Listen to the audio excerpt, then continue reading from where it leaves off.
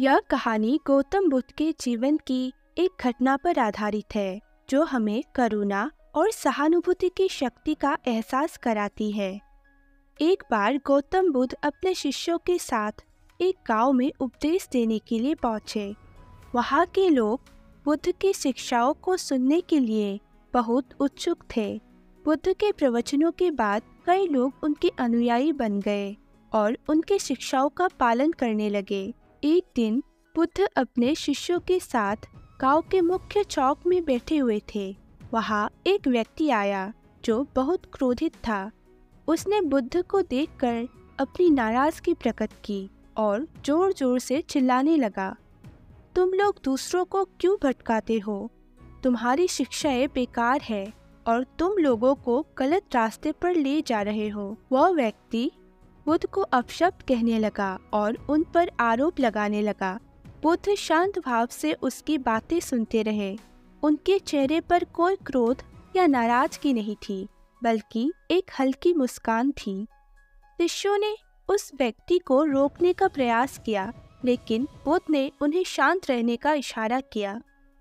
जब वह व्यक्ति थक गया और चुप हो गया, तो बुद्ध ने धीरे से उससे पूछा, यदि तुम्हें कोई उपहार दे और तुम उसे स्वीकार न करो, तो वह उपहार किसके पास रहेगा?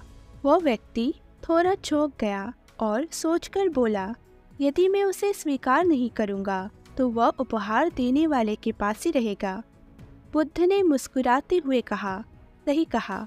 इसी तरह यदि मैं तुम्हारे क्रोध और अपशब्द को स्वीकार नहीं करता, तो वे तुम्हारे पास ही रहेंगे। मैं तुमसे कोई द्वेष या नाराजगी नहीं रखता। तुम अपने क्रोध से स्वयं को ही नुकसान पहुंचा रहे हो। बुद्ध की बातों का वह व्यक्ति पर गहरा प्रभाव पड़ा। उसने महसूस किया कि उसका क्रोध और द्वेष उसे ही नुकसान पहुंचा रहा था, न कि बुद्ध को। वह व्यक्ति बुद्ध के पैरों में गिर पड़ा और उनसे माफी मांगने लगा।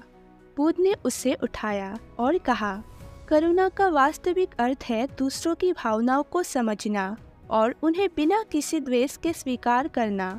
जब हम दूसरों के प्रति करुणा और सहानुभूति दिखाते हैं, तो हम न केवल उसके दर्द को कम करते हैं, बल्कि अपने दिल को भी शांति और आनंद से भरते हैं। इस कहानी से हमें यह सीख मिलती है कि जीवन में हमें कितनी ही कठिनाइयों और अपमान का सामना क्यों न करना पड़े, हमें हमेशा शांत और धैर्यवान रहना चाहिए। क्रोध और द्वेष से हम केवल अपना ही नुकसान करते हैं।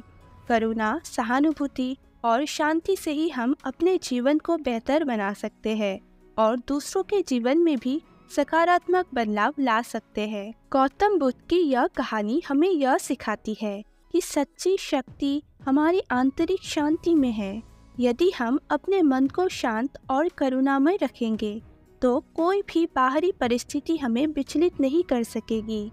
करुणा और सहानुभूति के मार्ग पर चलकर हम एक संतुलित और खुशहाल जीवन जी सकते हैं।